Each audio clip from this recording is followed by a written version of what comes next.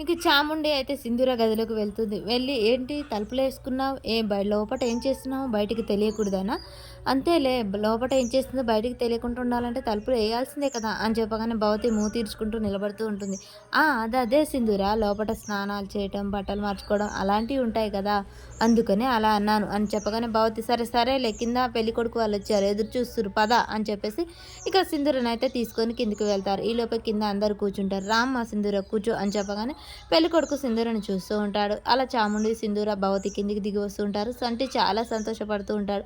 ఇక పెళ్ళికొడుకు అయితే వల్గర్‌గా అలాగే చూస్తూ ఉంటాడు. ఇక సింధూర కూర్చోగానే సింధూరని గమనిస్తూ ఉంటాడు. సింధూర మాత్రం చంటి వైపు చూస్తూ ఉంటుంది. ఇక పెళ్ళికొడుకు సింధూరని చూస్తూ ఉంటాడు.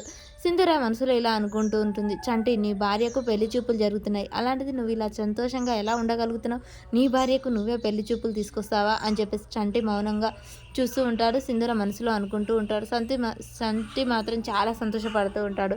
ఇక పెళ్ళికొడుకు ఆ చూపులు గమనించి అదేంటి పెళ్ళికూతురు నన్ను చూడట్లేదు, నేను చూస్తున్నాను కదా తను నన్ను చూడట్లేదేంటి అని చెప్పగానే కేశవ అలా చూస్తూ ఉంటాడు. "అమ్మ సింధూర పెళ్ళికొడుకునంట చూడు" అని చెప్పగానే భవతి, రేణుక వీళ్ళందరూ అలా చూస్తూ ఉంటారు. "పెళ్ళికొడుకునంట చూడమ్మ సింధూర" అని చెప్పేసి రేణుక కూడా అడుగుతూ ఉంటుంది. చెంచలమ్మ "అమ్మ సింధూర ఇటు చూడు" అని చెప్పేసి అనగానే ఇక పెళ్ళికొడుకుని చూస్తూ ఉంటుంది సింధూరకు అలా ఇద్దరిని ఒకరొకరు చూసుకుంటూ ఉండగానే పెళ్ళికొడుకు అయితే అదేంటి అమ్మాయిని అంత రా మెటీరియల్ తీసుకొచ్చినట్టు తీసుకొచ్చారు.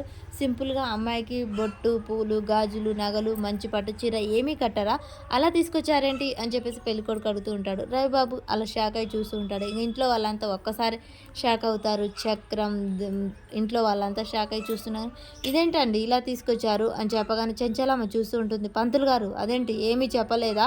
అని చెప్పేసి అనగానే అమ్మ చెప్పాను" అనగానే భవతి చాముండితో ఇలా అంటుంది. "అదేంటే అమ్మాయి వితంతు అని తెలవదా? ఇతనేంటి అడుగుతా అదేనట్టుందమ్మా తెలియనట్టుంది" అని చెప్పేసి వీళ్ళిద్దరు తల్లి కూతుర్లు గుసగుసలాడుతూ ఉంటారు. "పంతులు గారు ఏంటి మీకు చెప్పిన పని ఏంటి? మీరు చేసిందేంటి? నేను మొత్తం చెప్పే కదా మీకు చెప్పాను.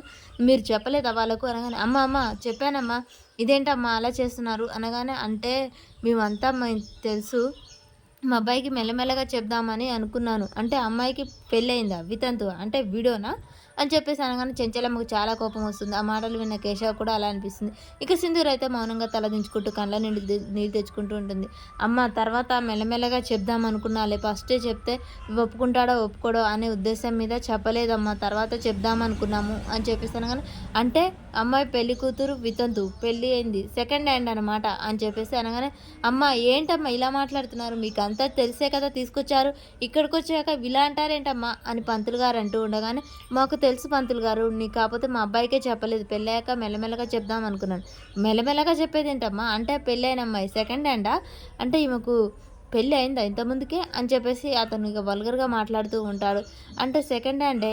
మీ ఇద్దరికి పెళ్ళై ఎన్ని రోజులవుతుంది? అంటే మీరిద్దరు కలిసే ఉన్నారా?" అని చెప్పేసి ఇక తన నోటికొచ్చినట్టు వాగుతూ ఉంటాడు. "అంటే నేను పెళ్లి కాకముందుకే మనిద్దరం కొంచెం పర్సనల్‌గా మాట్లాడుకుంటే మంచిది" అని చెప్పేసి అంటూ ఉండగానే అతని మాటలకు చెంచలమ్మకు చాలా కోపం వస్తూ ఉంటుంది. పంతులు గారు కూడా అలాగే చూస్తూ "ఏంటబ్బా ఇలా మాట్లాడుతున్నావు" అని చెప్పేసి అంటూ ఉంటాడు పంతులు గారు. ఇక చక్రం ఇంట్లో వాళ్ళందరికీ చాలా కోపం వస్తూ ఉంటుంది. "పంతులు గారు మీకు చెప్పిందేంటి? మీరు చేసిందేంటి? ఇలాంటి సంబంధం తీసుకొస్తారా? అన్నీ చెప్పాక తీసుకొచ్చాక అతనేంటండి చెప్పేది? మెల్లమెల్లగా ఎలా మాత్రం ఎలా ఒప్పుకుంటాం? విడోని వితంతుగా ఎలా ఒప్పుకుంటాం? సెకండ్ హ్యాండే కదా!" "సరే ఎలాగో విడో అని తెలిసింది కదా! తన గురించి కొన్ని డీటెయిల్స్ అయితే పర్సనల్‌గా మేమిద్దరం మాట్లాడుకోవాలి. అమ్మాయి నీకు ఇంతకుముందుకు పెళ్లి అయిందంటున్నావు కదా! నీ భర్తతో ఎన్ని రోజులు కలిసున్నావు? అంటే కడుపు రావాలంటే ప్రెగ్నెన్సీ ఇలాంటివి ఏమైనా జరిగాయా?"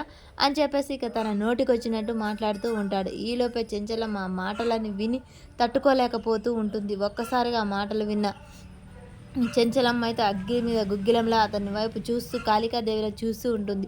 ఇక తన నోటికి వచ్చినట్టు వాగుతూనే ఉంటాడు. లొడ లొడ పెళ్ళికొడుకు సింధూర గురించి చాలా తప్పుగా అడిగి "ఏంటమ్మాయి మాట్లాడవు? నిన్నే అడిగేది చెప్పు. నేను అడిగే ప్రశ్నలకు సమాధానం చెప్పు" అని చెప్పేసి పెళ్ళికొడుకు అంటూ ఉండగానే కేశవ ఒక్కసారిగా అసలు గుడ్లు ఎలబెట్టి చూస్తూ ఉంటాడు. చెంచలమ్మ కోపాన్ని కంట్రోల్ చేసుకుంటూ తన చేతిని బిగించి బద్మాష్ అని ఒక్కసారిగా గట్టిగా లేచి నిలబడి తన గల్లా పట్టుకొని లాగి చెంపమించి కొడుతుంది. వెళ్ళి పెళ్ళికొడుకు దూరంగా పడతాడు. అక్కడ ఉన్న తాంబూలం ప్లేటు చెంచలమ్మ చేయితో కొట్టేసి ఇక దగ్గరికి వెళ్తుంది. "ఏం మాట్లాడుతున్నారా బద్మాష్?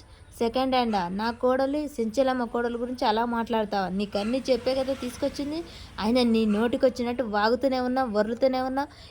ఎక్కడ నేర్చుకున్నావురా సంస్కారం అని చెప్పేసి అంటూ ఉండగానే ఈలోపు ఇక బసవ చక్రం వెళ్ళి అక్కడ ఉన్న చెరడకోలు తెచ్చి చెంచలమ్మ చేతికిస్తాడు. దాంతో చితకబాదుతూ ఉంటుంది. అక్కడ చూసిన ఇక రవిబాబు, చెంచలమ్మ, భవతి, రేణుక వీళ్ళందరూ అలాగే చూస్తూ ఉంటారు. చెంచలమ్మ కోపాన్ని అయితే కంట్రోల్ చేసుకోలేక తనని చితకబాదుతూ ఉంటుంది.